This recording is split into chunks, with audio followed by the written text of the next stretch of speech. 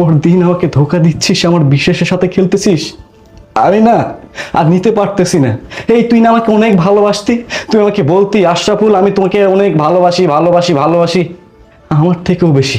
আসলে তুই কখনোই আমাকে ভালোবাসিসনি। এই আমার কি মনে হচ্ছে জানিস, আজকে যদি আমি আমার মা বাবার কথা শুনতাম তাহলে এমন একটি দিন, এমন একটি ঘটনা আমার লাইফে কখনো ঘটতো না।